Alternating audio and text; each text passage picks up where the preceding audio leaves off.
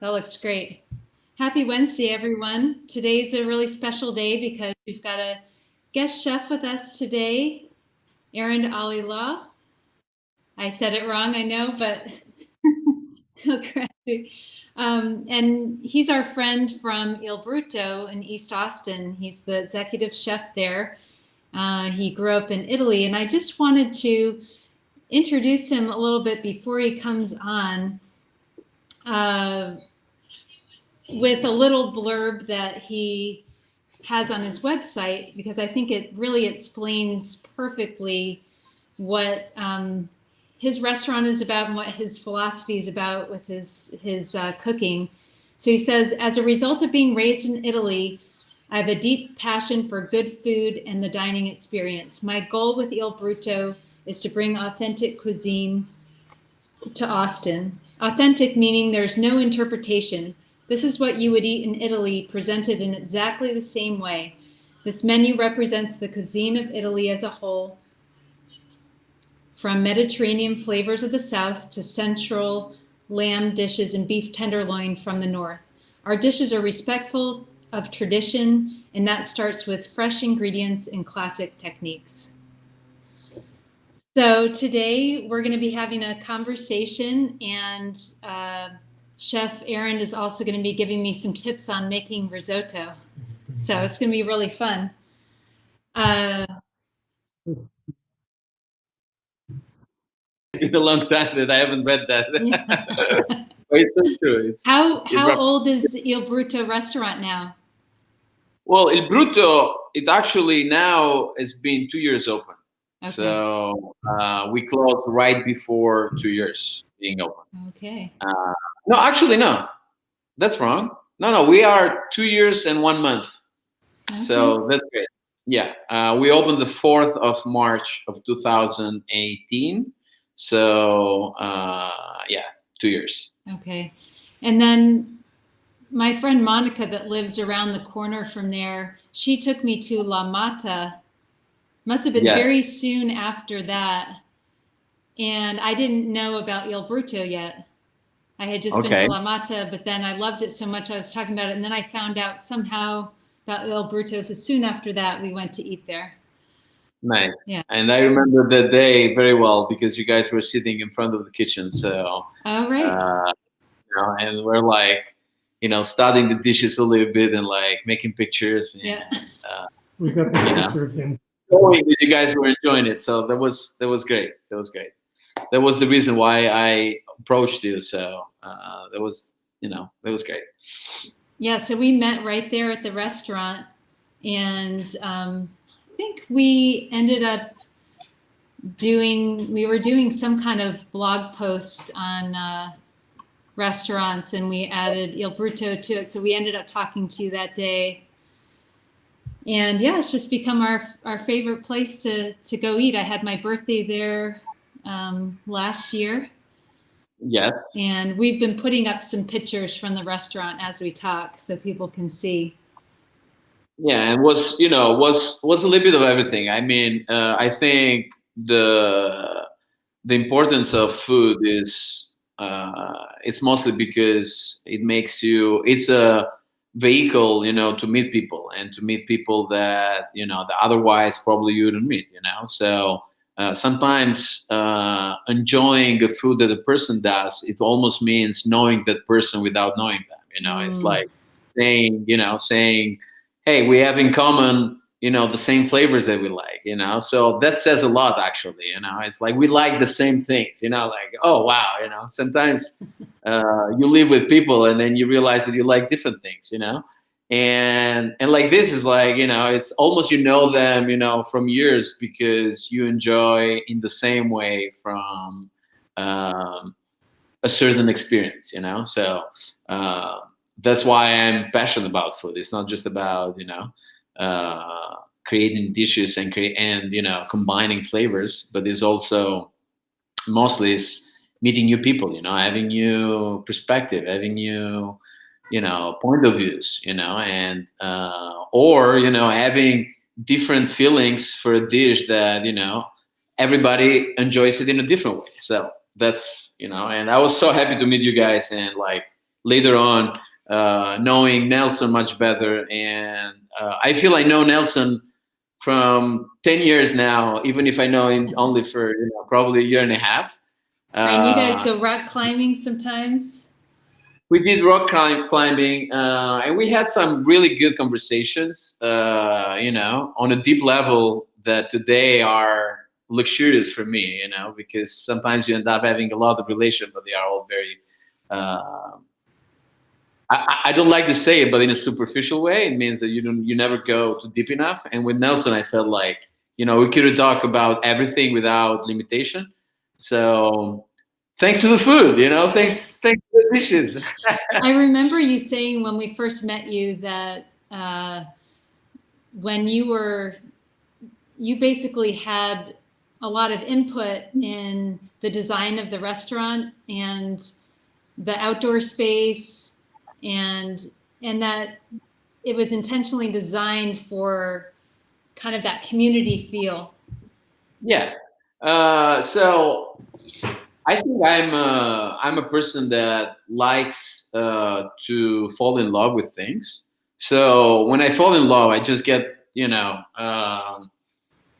I have just this wave of myself, that goes also to the people that are around me. So I disturb them with my ideas, and like trying to give them my point of view, and and sometimes I become influential in a certain way. So thank God they accept me.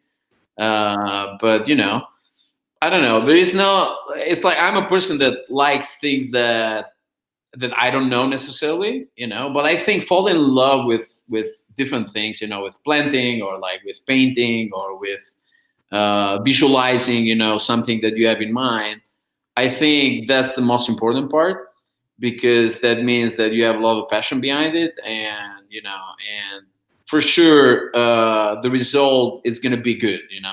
Is it going to be the best? It doesn't matter. I think what people love to see and to feel is if there is passion behind things. It is not necessarily what is the best visually. It's like they want to see if there is some spirit behind it, like some art behind it. So that's why I think I can become influential, because I fall in love continuously of new things, So they are not related necessarily to my job or to my expertise, but it doesn't matter. Well, So. I have a specific question about gelato. Gelato, So, okay. In my opinion, you guys have the best gelato and sorbetto in Austin. Why is it the best? It's true, right? So it's so good. What makes it so good? Well, I think having a good knowledge of what you want to achieve with your palate, I think that's the first thing. Okay. So, for instance, I'm not, like I have a pastry chef that she's so good, and and she's so good on following sometimes things that I have in my mind that I don't necessarily know how to do. But I've worked, like in my palate, and that means like I've eaten a lot of things, and when I fall in love about one ingredient done in a certain way, that I memorize it, and I know if I reached it or not. So I'm continuously saying, no, it needs more salt, no, it needs more pistachio. No, the pistachio is too strong, no, the pistachio is too young. It's not toasted enough, it's like I don't feel. So I think that's the first. Then, of course, techniques, but techniques are, I think today it's easier to have access, to how to do things. And I don't think recipes are the secret. I think the secrets are, again, what you want to achieve. Like you have to have an idea that is very clear, and second, I think the gelato machine is actually it's important. We have a Carpigiani. That is it's I think it's the king of the machines for making a good gelato, and using great ingredients. Gelato is about good ingredients. I'm a classic flavor fan. It means my gelato is mostly either pistachio and hazelnut, or either pistachio and I don't know, and pine nuts and figs, or I don't know, but like or vanilla, but done in the right way. So I don't like a lot of like flavor combined together in one scoop. So on this one, what happened is they seem apparently simple. They seem apparently easier or less complicated. When for me they are much complicated, because from one flavor profile, you want to have an explosion of of emotion and flavors. So when you eat the gelato al pistachio, that for me is the best, is the most intense and complex flavor. To make it right, you need time. I've eaten that gelato scoop before that we decided what the recipe was, like with the right amount of the pistachio and the sugar, and the salt and the gelato base. I've eaten it probably for more than 10 days. Okay, so every day trying a new thing and being like, no, a little bit more salt, no, a little bit more of this, and then you got it, and then that's it's like it's there, Yeah. So, but again, I think the most important thing is like having a good flavor profile that you want to achieve, and and it starts everything from that, like from the idea, from a clear idea. And sorry if I was too long. Oh no, that's great. I've always been curious about that. And another thing that I've been thinking about asking you is, so now you're in Austin, but before Austin you were in New York and Miami, right? Yes. And then before that, Italy? I was in Italy. So yeah, I was. How does Austin compare to the other places you've been, or contrast? Like, what are some of the main things that you've noticed since you've lived here and had the restaurant that maybe either influence how you do things, or maybe just that you appreciate or don't appreciate? I'm curious how it contrasts. Since I've lived here so long, I'm kind of, So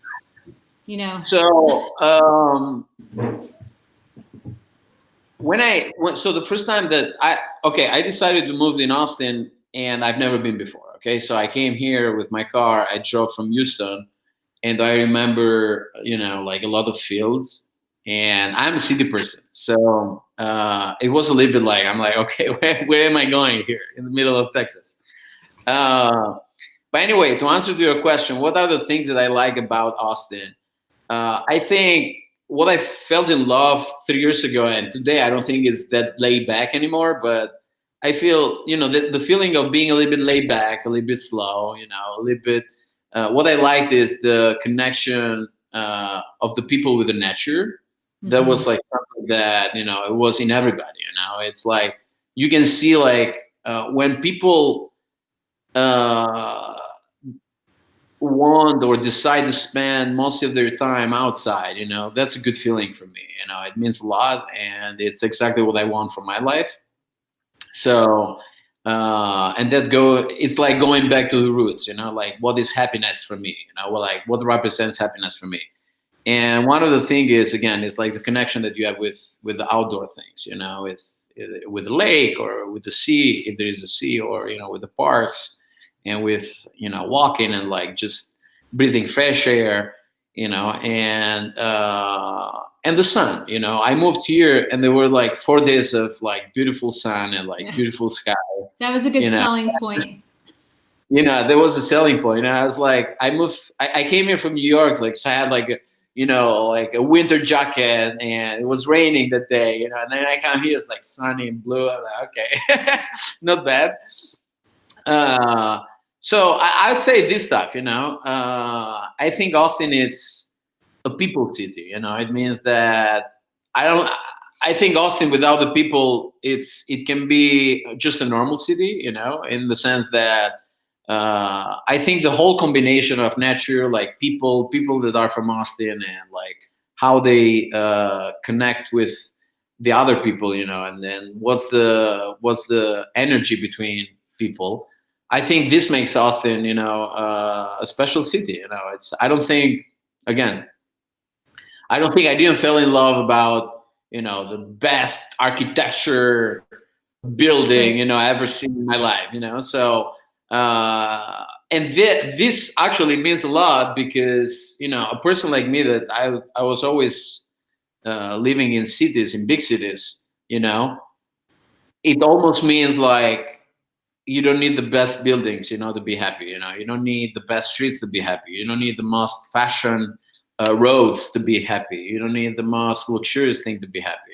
It's like you just maybe need a yard, and a lake, and like people that actually smiles more. They smile more than than in other cities. So at the end of the day, you want to see people smiling. When you see people smiling, it means a lot. It means they are happy. It means that it's easier for you to be happy. Yeah. So. Yeah, I noticed that right away when I moved here too, that people just seem to like living here. They're happy living here. Yeah, So it's kind of contagious. Yeah, it's contagious. It's almost like a city that that you escape your, I don't know where you want to escape from, but a state of mind maybe, but yeah. And so speaking of yards, what have you been doing since the restaurant closed during COVID-19? So, the restaurant closed. I was depressed for about a week, like thinking about people first, people that give so much to the business. Because at the end of the day, it's like, as I said before, I can have the ideas, but if you don't have the people to actualize them and like to follow you and to create an energy and build an actual team, ideas, they just evaporate. So the first feeling was about the people, and then I'm like, okay, but seeing that I have parents in Europe and mostly in Italy, I knew that these things was longer than what they were saying in the beginning in Austin. So, people were trying like to hide it a little bit, be like, it's going to be a month. I wasn't, I knew it already would be already more than a couple of months. So after 1 week, I woke up one morning, I'm like, okay, I can't be depressed for the next 2 months. So I better flip this in something positive, in something that it can help me when the world it's going to switch on again, So I love planting. Planting is one of my passions, and I never have time. It's like I leave my house like a hotel because life is chef life. So finally now I got my time. And I do things slowly, slower. So I try to be less in social media as possible, and lately, and I do a lot of planting. So I'm doing some vegetables, the vegetables that I like. I don't do everything, but I love tomatoes. So I've planted six different kinds of tomatoes. Nice. And some planting, I love banana trees. So I'm a huge fan of banana trees. So I keep buying, like every week I buy one more. I go there and I trim them a little bit. So, doing my yard, doing simple things that I think I was missing.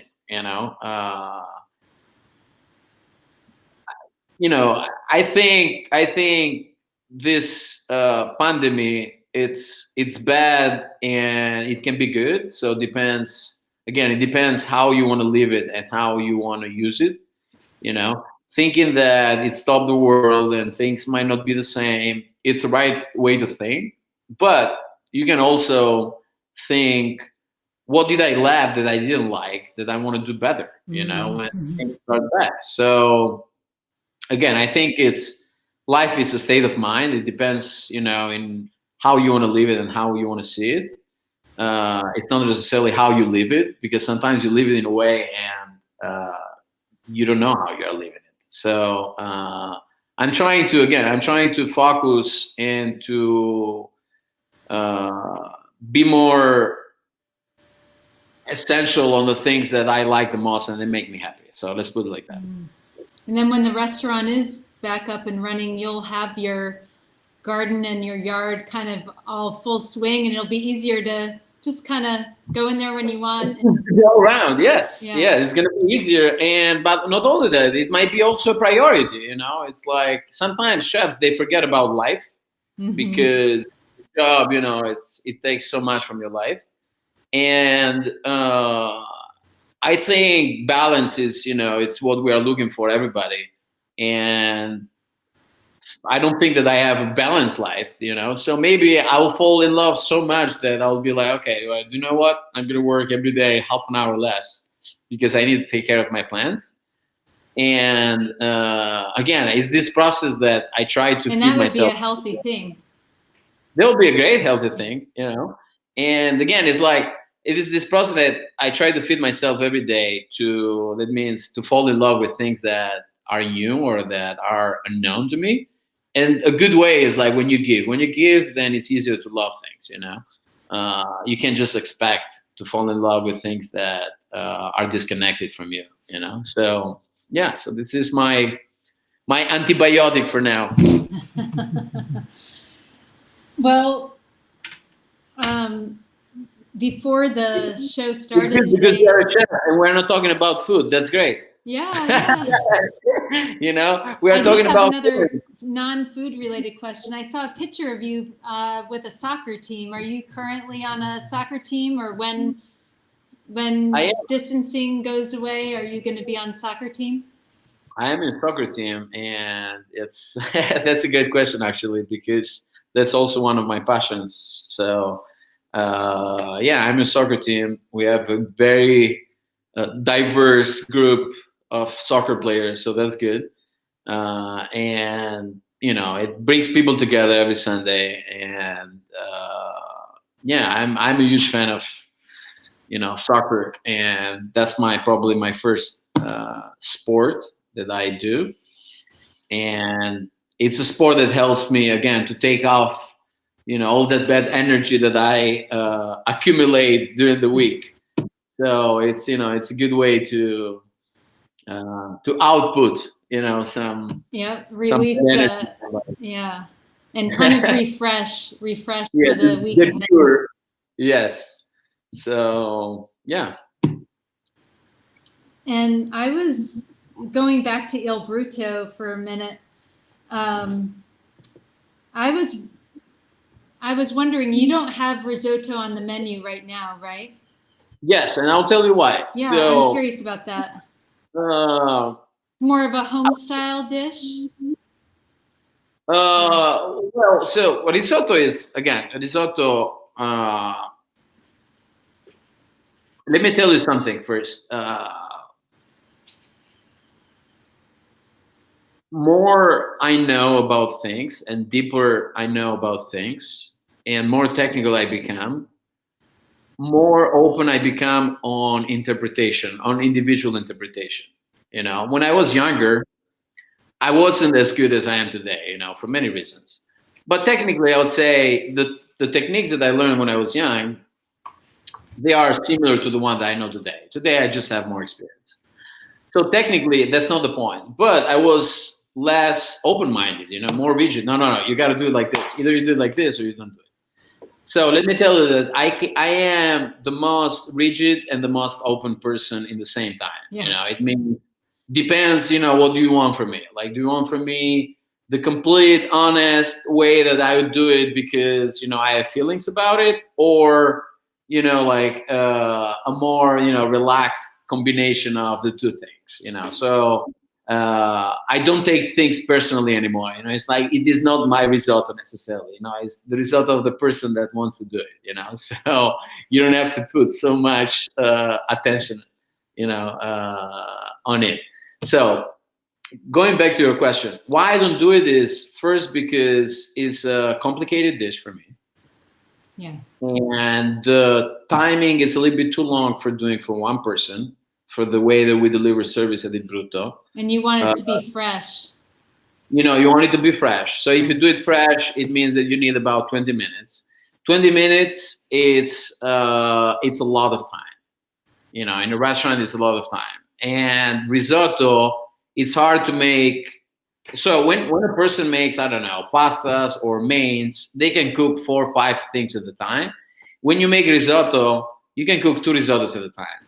You know, you can have 2 pans. You can't have 5 pans. So there are some, I would say, technical limitation. Yeah. And the only way to do that is, you upcharge more so you can have a person doing risottos, But I feel then people think that, oh, that's too expensive, so it's not reasonably right. But I do it only in private events, when I can cook it personally for all of them. But also in my experience, risotto is one of the things that is mostly very hard to be consistent. Okay. Mm-hmm. So for me, again, if I have to be very rigid, because I am a huge fan and lover of risotto, the range between what is acceptable for me is very short. So for that reason, like when I put in the menu, I'm mostly mad than happy. So I'm like, okay, let's. You know what? Yeah. We don't. Too much aggravation. Yeah. So that's one of the reasons. Well, and then when we were talking before the show, you said that you actually have chefs audition sometimes by making a risotto, right? Yeah. So when you hire chefs, especially in Italy, because in the States it's not so much. It's not a very used dish. So for that reason, I don't think it's fair. Like in Italy, the way for me to check chef skills, like technical skills, is to actually make them do risotto. So, I think in pasta has a lot of things. Mains, they have a lot of things. Risotto has at least 3-4 points that are very important. And if the person in front of you is doing it in the same way, it means a lot to me. It means like we are, we see interpretation of that dish in the same way. It means like we can have a culinary connection, between, how we see the cooking style, So for that reason. Yeah. So then you said that, and then I started sweating. Well, you start sweating because risotto is very hot. But I wanted to cook it today because for 2 reasons. One, because we're talking about Italian food, and the other reason is because I'm starting a subscription course or service next week on Monday, and it's the kind of thing where people will sign up and then I'll send them an email that has a recipe and a video and a tip. And we're also going to have a live session during the week where we can chat. And so every week they'll get kind of a new inspiration of something to make.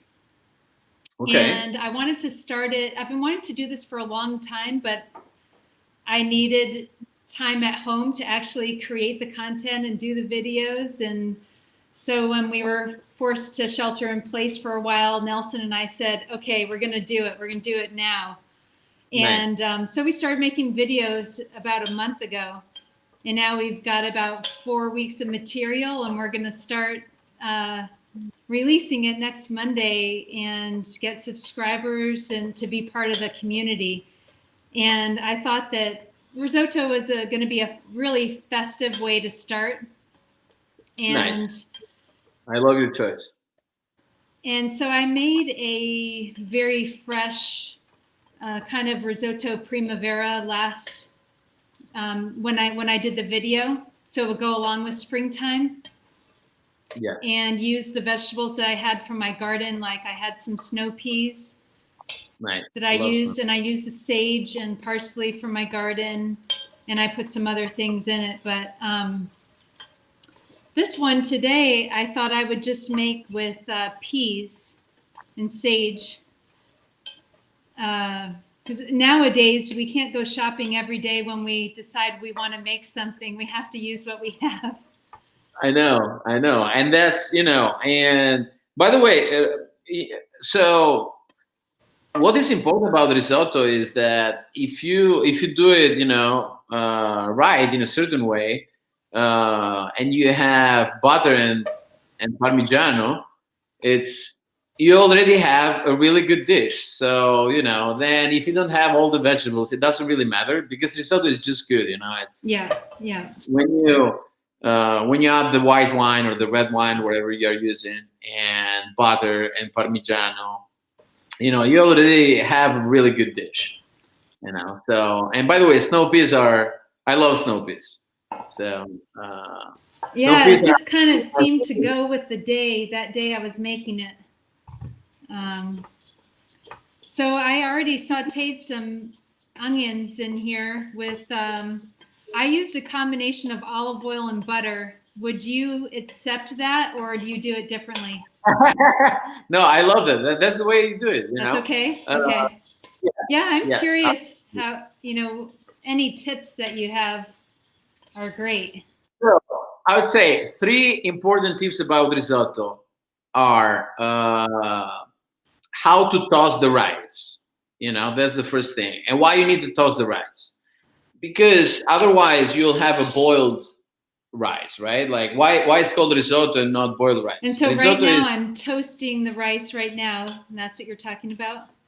Yes. Okay. So you toast the rice because the rice is like, it's think about these little gems or whatever, and they have like little pores.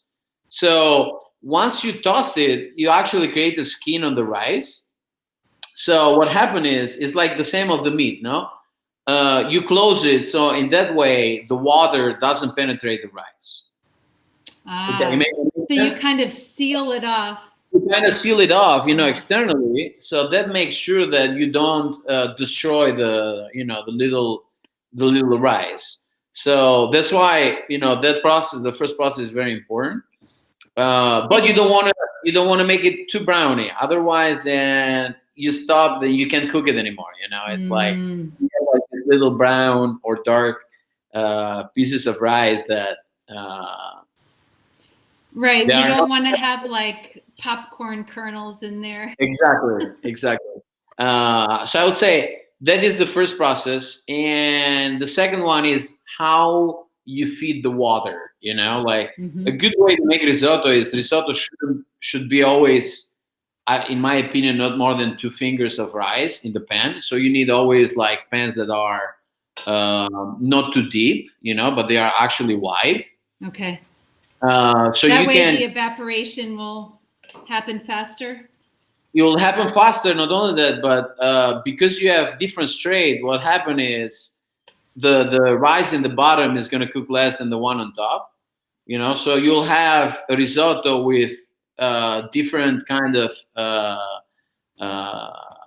It's going to be cooked in a different way. Makes sense? It's like the one on top is going to cook more. The one underneath is less. So that's why you want to create that and the even cooking. Yeah. So you can have a uniform cooking temperature. So you have to feed it always 1 finger more of water than the actual rice. So let's say if you have 2 fingers of rice, then you want to have 1 finger to cover the rice, but not more than that. Otherwise, you'll overload with water the rice, and the rice tend to absorb the water very fast. So then you'll end up having a boiled rice instead of risotto. And you like to put the wine in after you've toasted the rice? After you toast the rice, you add the wine that it can be white or red, whatever you prefer. You want to make sure that you evaporate all of that. So you don't have that extra acidity on the rice. The cooking time, depends also on the kind of rice and how you like it. Do you like it more al dente, less al dente? I would say 16 to 18 minutes, like that should be enough. But again, there are some other rices that they need more time, 20, 22, 24 sometimes, depends also on the age of the rice, a good way, there are some rices in Italy that are aged more than 1 year.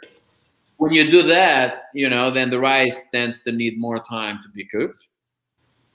And the last process is outside of the fire.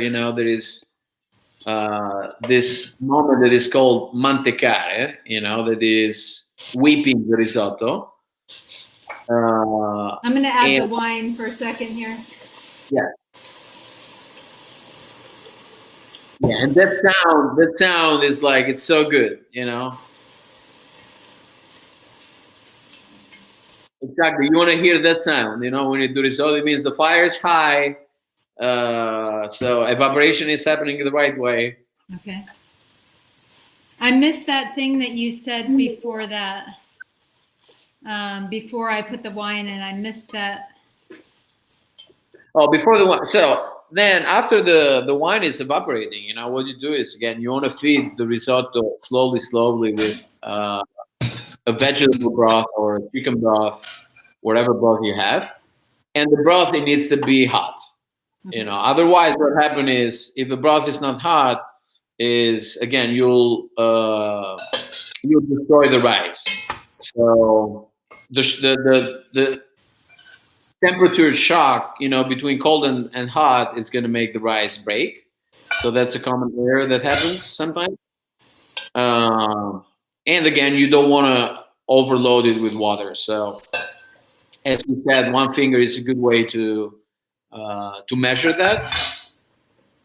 And yeah, so after that, again, 16, 18 minutes, depends on the rice you have and depends how much al dente you like it. At the end, what you do is, the risotto needs to rest. It's a good way before you eat it. So it needs to rest because it's very dense and the temperature is very high. So at that point, outside of the fire, then you finish it always with butter and Parmigiano, unless you are doing one and you want to finish it just with butter. How I do it most of the time is, I always put a little bit of lemon juice, at the end, like squeeze fresh lemon, butter, Parmigiano, and black pepper. I like the smell of the black pepper. That's why I put it always at the end. So I don't have only the spicy, but also the perfume, let's say. And then the herbs, if you like sage in this case or whatever, you add that at the end. I just added a little bit of sage early on, but I'm going to put some on at the end too. Yeah. And yes, so at the end, what happened is, you need to leave it rest and to mix it for 5-6 minutes. Mantecare in Italian means incorporate air inside. So it's almost like whipping a cream. Oh. What happened is, you incorporate air and the actual risotto is going to grow a little bit, and it's going to be more light and more creamy. So and while it's sitting, is it kind of absorbing? It's absorbing the flavor. Not only that, but a good way to taste food is, they should never be too hot. Oh, okay. Otherwise, you feel your palate and you don't smell and you don't feel anything. So risotto, when it comes outside of the fire, is really, really hot because it's very dense. So you want to eat it in a warm temperature, not very hot. So yeah, so those are some tips. What is the broth? This is a chicken broth that we made, homemade chicken with some vegetables. Nice.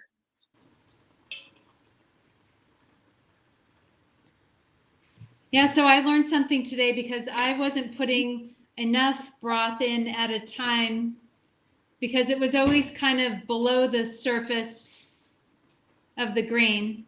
So I would add it more frequently, but it was never covering the rice, really. Yeah, it's you have to cover it just a little bit, it's and you simmer it, you don't have, you don't want to have it too much boiling, but neither that is not boiling. So it needs to boil, but with little bubbles, and then as soon as it evaporates, you keep adding water. And again, before you finish it at the end, I will wait with you, you want to leave it a little bit watery, so you can add the last ingredients and again create this wave of risotto. No? So you are incorporating air, you are bringing down the temperature of the rice, and in the meantime adding some ingredients that will make it more creamy, like butter, Parmigiano, a little bit of olive oil. My ingredients again. Hey, Izzy. What I do, No. that's so good, fresh. Hello. Hello. I thought you were doing the Parmigiano today for your mother. No. Yeah, you gonna grate it? Sure. That's usually her job. Just careful, it's a small piece. So now I'm going to tell you a secret. What about you grate from the skin of the Parmigiano? That's the best part for the risotto. Oh, Hmm. okay. Flip it. Turn it over. Turn it over. Okay. Yes. Never done that. You have to push a little bit more, but that's the best part. You want to get the glove? Especially if you do like a rice with. Wait, I'm gonna get the box grater because it like. Oh, that's okay. I didn't want it to complicate your life. Yeah, we're glad to learn some tips, and you could probably grate on the side too, because that has part of the rind. Exactly. So it can help you. Yeah, even better. Yeah, that's good. Yeah, that works. Yeah. So that's also a good way to don't waste the skin of Parmigiano. It's so good. Patrice says hi to Is it too hard? everybody. Hi, Patrice. We just saw Patrice is on. She came to dinner at your restaurant with Nelson one time when I was out of town. I know Patrice. Patrice, Yeah. sorry. And Patrice is lucky. She's been to Italy a bunch of times. Yeah. I've only been to Italy through the cooking. I've never been there in person. Well, you have been with your heart. It doesn't matter. Well, that's Nelson. So that's the next trip, okay? Yes, When the world comes back, we you have to definitely want to bring. go. Yes, and then you have to go and find my family. So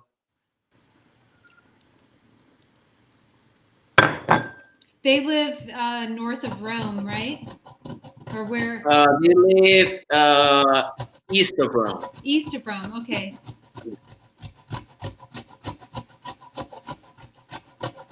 They live in Umbria. The Umbria is a beautiful region. It's very earthy, I would say. Umbria and Tuscany, they have the best olive oil. Oh, wow. Because olive oil, despite people preferences, like people might prefer an oil that is more bitter, more acid, more delicate or more strong. But it's actually olive oil is to be very delicate and balanced and not overpowering. That's good. And the region between Umbria and Tuscany, they have the right amount of sun. So it is not too much sun. It is not too little sun. So it's the perfect for having very delicate oils. So I use mostly Tuscan and Umbrian olive oils in my kitchen. So just a little. Wow. We just bought some Umbrian olive oil. Oh, we did? Yeah. Nice. Which one is it? I got it from Central Market. I don't remember what brand it Was is. that the one I already used up? Maybe, I don't know. I think we use so much olive oil. It's like I'm surprised that we don't look like. Well, maybe I do look like my skin is made of olive oil. I don't know, but the one that we have right now is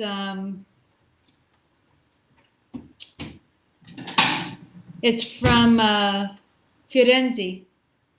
Firenze, nice, from Tuscany. So that's good. Yeah, and I need my glasses, so I can't read all the fine print, but it's good. It's an unfiltered one. Nice, that's good. Yeah. Okay. And then the other thing is that I was getting one for a while from Sicily, and I liked that one too. I like it too. In my opinion, they are a little bit more acidic, so they are good for salads. I don't know for salad, but for cooking, what I prefer is to use oils that are not very strong, so they don't cover, they don't overpower the more buttery or more Yeah. mild? more delicate. But I love Sicilian oils too. I love French oil too. And I actually had some good Californian olive oils. That they are really good too. So again, depends on what kind of dishes. I think people do not know enough about olive oils. So, and sometimes they make a lot of errors, like buying too many bottles of olive oil is not right because that olive oil get old and get oxidated, or like leaving it too much under the sun, or like having too many bottles that are opened, like You want it to be so fresh. Yeah. you want it to be fresh. It's like a fresh vegetable. So you have to think as a fresh vegetables that has a juice. It's like you think about orange juice. You have fresh squeeze after 1 week, it's not the same. Olive oil is the same. Mm-hmm. So when you have this olive oil that you have like there for 5, 6 months, it's not necessarily great. So it's good, but it's not. It's a fresh product. So you have to treat it as a fresh product. Patrice was How's the wondering. rice doing? We have a question coming across here. Patrice was wondering who taught Erind. Oh yeah, could you tell us a little bit about how you started cooking and who taught you originally? And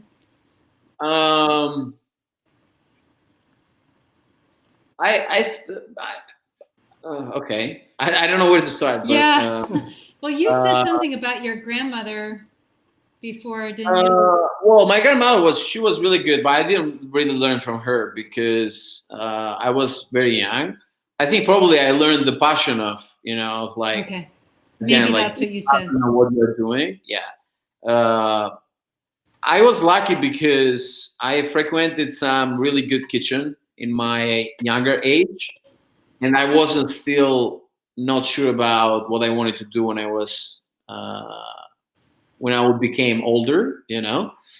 And I think that helped a lot. I worked in Milano in this 5-star hotel. That's called Principe di Savoia. It's a really really good school for cooks.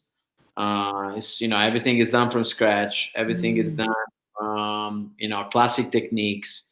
So long time and a lot of things that I've learned. I don't necessarily agree them today, but like that was a good starting point for me. As like knowing techniques deeply, and knowing cuts of meat and cuts of fishes deeply, knowing vegetables deeply, and not having just a bunch of things that you put in a pan. So I learned how to recognize a good vegetable from a vegetable that looks good. So Right. I would say I was lucky because again I was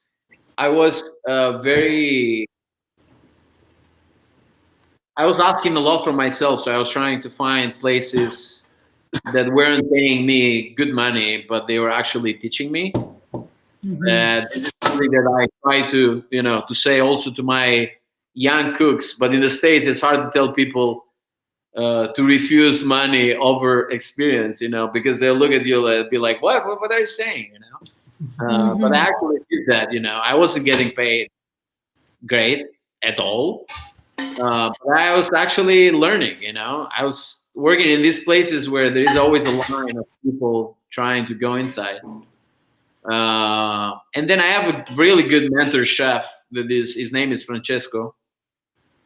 That I think as flavor profile, that is the most important thing to build as a chef. I think he was very influential to me, and I think the trips. I've been in a lot of places, but mostly I still want to be in more than the places that I've been. But I think trips and like cultures, they bring you a lot on you, and like they leave you real tattoos on your skin and on your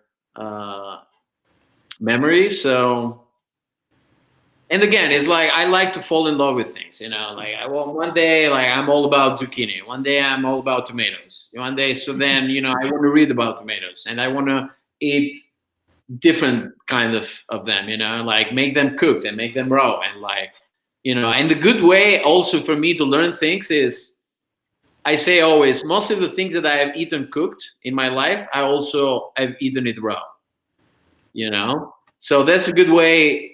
At least it works for me to understand ingredients, and again, if you think it deeper, what I just said, it's a lot. It means most of the things that you have eaten cooked, I've also tried it raw. It doesn't mean that sometimes I haven't vomited about it, Yeah. but it's like you feel consistency, you feel, flavors that are like real and raw, so I think it's a good way to leave ingredients like in a pure, way. Mm-hmm.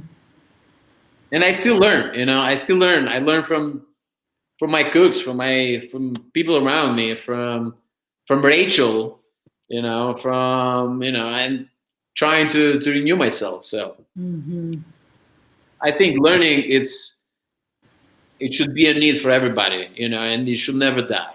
You should never think that you know enough. So that's the best way, to learn. Yeah, I was thinking about cooking the other day in terms of what you were saying, that every day you can fall in love with something new, a new aspect or a new ingredient, and then it becomes part of who you are. And it's like you have this new appreciation for this new thing, and then you incorporate it into what you already know, and then it becomes part of you. And I think that's what I love about cooking so much, is the every day you learn something new, and then it becomes part of who you are and what you do and what you can share with other people. Exactly. Charlotte had Wait. a question. Okay. Charlotte Jernigan.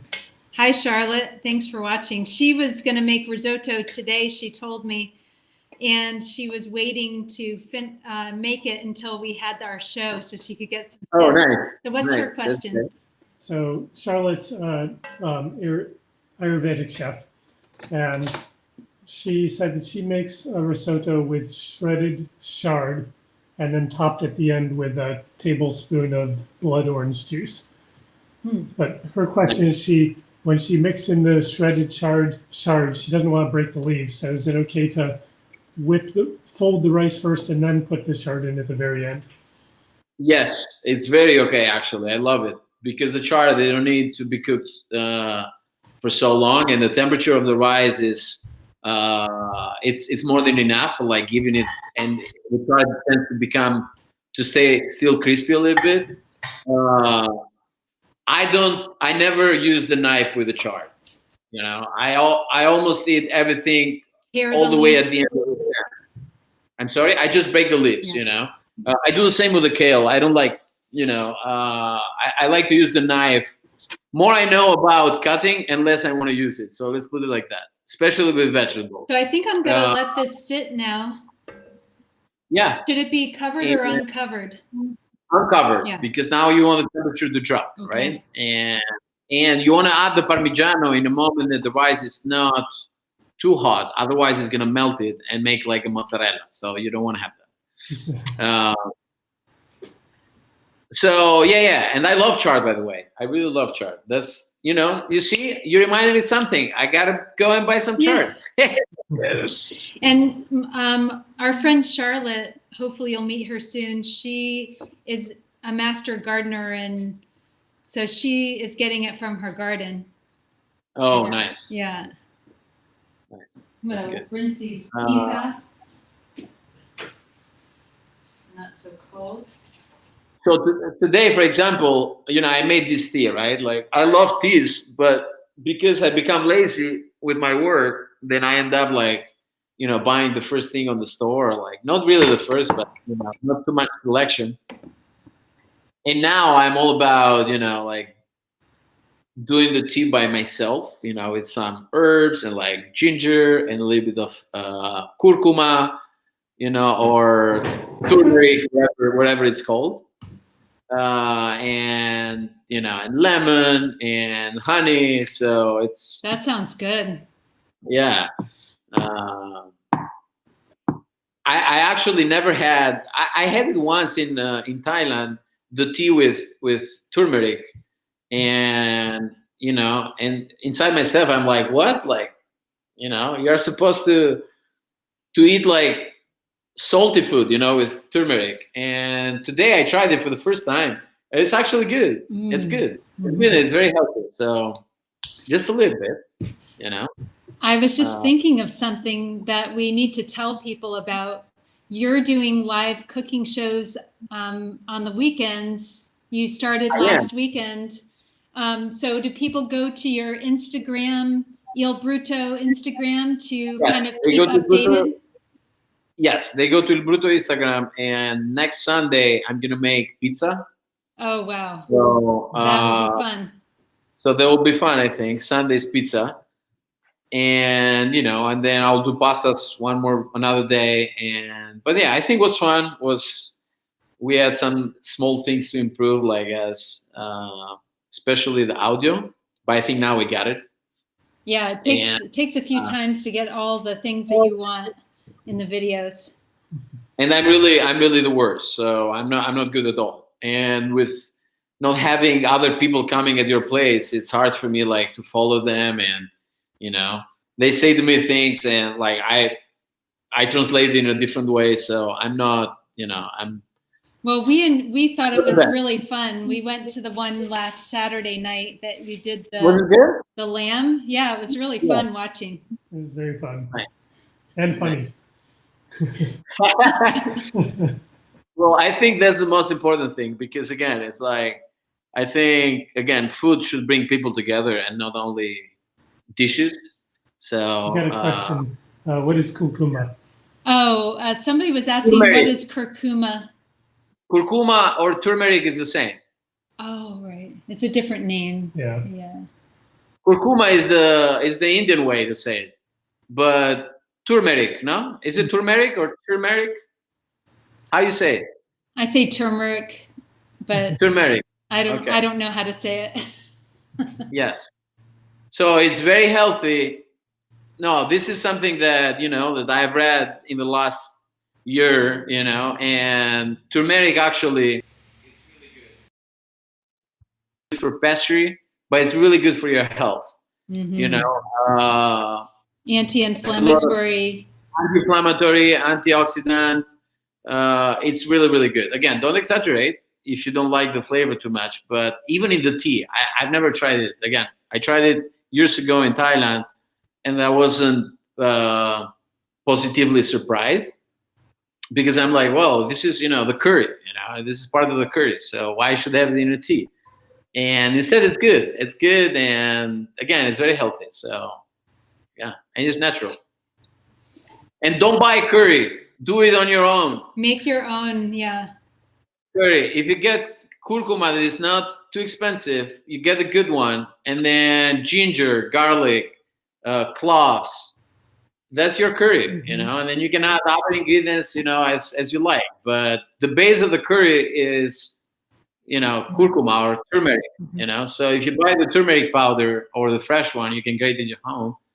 That's the best way to do curry. So it's very easy, fast. I think Rachel's gonna serve up a bowl. Okay, so I do have a couple questions for you, Chef. So yes. I think I'm ready to maybe stir it, but I also have peas. So let's go inside. Are they cooked? They were frozen, so they're like partially cooked. Partially cooked, yeah. Add it on the risotto. That way they'll get warm.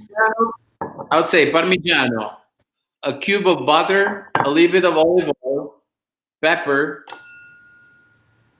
If you want to add a little bit of lemon juice, fresh squeezed just a little bit. That would be great. If not, doesn't matter. And the sage, no? You said you want to add some sage.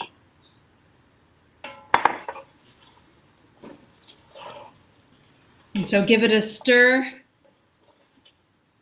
I'm gonna let the Now you should give it more than one I'm stir. gonna- Like if you have a little bit, if it's too dry, you can still use a little bit of the broth that you have on your right. That helps to mix the ingredient together. Yeah.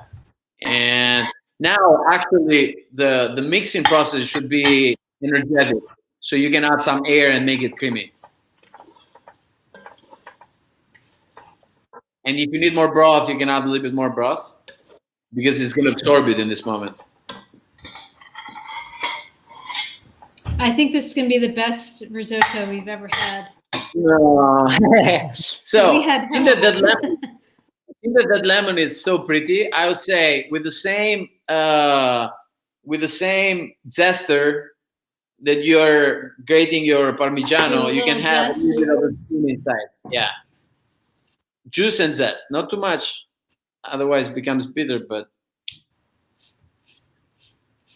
I would say that's it. Just the outside of the no white part. Yeah, Just a little white bit yolk. of juice. I think you'll love it. And then a little juice. Just a little bit, like really, really small squeeze. That's it. Well, it smells Now really try good it with the on salt. lemon. Yeah, try it on salt and pepper. Mhm.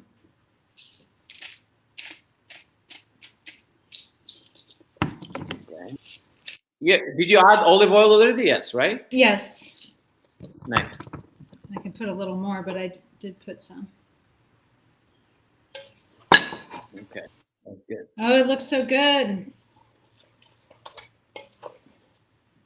Nice. Mm. I'm I'm hungry, Aaron. Now we're gonna have to redo the video with the extra tips. I'll put him in the recipe. I was really hungry when you were making the lamb the other night. Yeah, that Oh, was man. torture. That was painful. Looks good, right? Can you see it now? Yes. Yeah. Uh-huh. You can see it. Yes. Woo! Almost dropped it. That's got to be Okay. from above. Well, I think the cameraman probably gets the first bowl. Woohoo. Yeah. I think so. I'm gonna try it though. Mm. He is the most silent influencer. That was still that did come up the perfect texture. Oh man.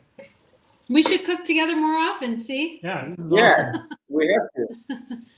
Thank you so much for Well, thank you spending guys. the lunch hour with us. It was really fun. Nice. Thank you. And make sure everybody goes to Il Brutto Austin on Instagram. We'll make sure we put all the links up afterwards so people can just click on it. I'm gonna show a picture of This the Sunday at area 6 again. p.m. And Sunday Okay. at 6 p.m. We're Central, making pizza. pizza time. Did you know that Nelson Yes. knows how to toss pizza up in the air? I know. I know. But he has traveled half of the world. He knows too many things. So So that'll Anyway, be fun. well, yes. Well, enjoy Anyway, this. thank you guys. Enjoy the day and the sunshine. And maybe in your garden, maybe you'll plant another banana tree. Yeah. Maybe. I need to stop. Yeah, come on over. Hi, Aaron. I've been in the background the whole time. Well, you should be the risotto now. Otherwise, it's gonna get cold. Yep, we're gonna Okay. eat it. It was great. Good Great to see you. to see you. Thank Thank you. you. We'll Bye. see everybody Bye. back here next Wednesday at noon for another fun cooking show. Nice. Thank Bye. you. So we'll see you next week. We don't know exactly what we're doing yet, but it'll be fun. It'll be delicious, and we hope you'll join us. So have a great week.